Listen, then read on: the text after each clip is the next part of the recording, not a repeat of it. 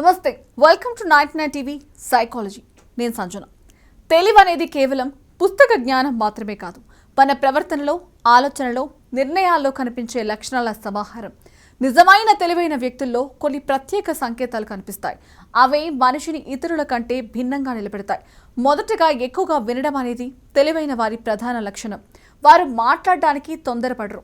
ఎదుటివాడు ఏం చెప్తున్నాడో పూర్తిగా వినడానికి ప్రయత్నిస్తారు. ఎందుకంటే వినడం ద్వారా కొత్త విషయాలు తెలుసుకోవచ్చు, ఇతరుల భావాలను అర్థం చేసుకోవచ్చు. వినడం అంటే కేవలం మాటలు వినడం కాదు, భావాన్ని కూడా గ్రహించడం. అలాగే వారు ఎప్పుడూ సరైన ప్రశ్నలు అడుగుతారు. ప్రశ్నలు అడగడం అనేది అజ్ఞానం కాదు, తెలుసుకోవాలనే తపన. తెలివైన వ్యక్తి ఏదైనా విషయం మీద సందేహం ఉంటే అడగడానికి వెనుకాడడు. కానీ ఎలాంటి ప్రశ్నైనా కాదు, విషయాన్ని లోతుగా అర్థం చేసుకునే ప్రశ్నలే అడుగుతాడు. అనుకూలంగా ఉండడం కూడా వారి ప్రత్యేకత.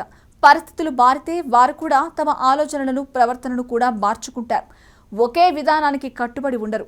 ఈ ఫ్లెక్సిబిలిటీ వాళ్ళను జీవితంలో ముందుకు తీసుకెళ్తుంది. అన్నిటినీ గమనించడం కూడా ఒక ముఖ్య లక్షణం. చిన్న విషయాలైనా పెద్ద విషయాలైనా వారి దృష్టికి తప్పవు. పరిసరాలు, వ్యక్తుల ప్రవర్తన, పరిస్థితులు ఇవన్నీ గమనిస్తూ ఉంటాయి. ఈ గమనించే అలవాటు వల్ల వారికి మంచి అర్థం, విశ్లేషణ శక్తి వస్తుంది. తెలివైన వ్యక్తులు ఎప్పుడూ కూడా నేర్చుకోవడానికి సిద్ధంగా ఉంటారు. వయసుతో సంబంధం లేకుండా కొత్త విషయాలు తెలుసుకోవాలనే ఆసక్తి చూపుతారు. నేను అన్నీ తెలుసుకున్నాను అనుకునేవారు కాదు. ప్రతి అనుభవం నుంచి ఏదో ఒకటి నేర్చుకుంటూ ఉంటారు. ప్రతిస్పందన విషయంలో కూడా వారు ఆలోచించి స్పందిస్తారు. వెంటనే కోపంతో లేదా ఆవేశంతో స్పందించరు. పరిస్థితిని అర్థం చేసుకుని సరైన సమయంలో సరైన విధంగా స్పందించడం వాళ్ళ ప్రత్యేకత. సరైన నిర్ణయాలు తీసుకోవడం కూడా తెలివైన వారి లక్షణం. వారు తొందరపడి నిర్ణయం తీసుకోరు.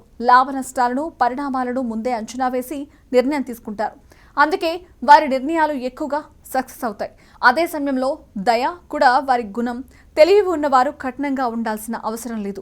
వారు ఇతరుల పరిస్థితులను అర్థం చేసుకుని సహాయం చేయడానికి సిద్ధంగా ఉంటారు.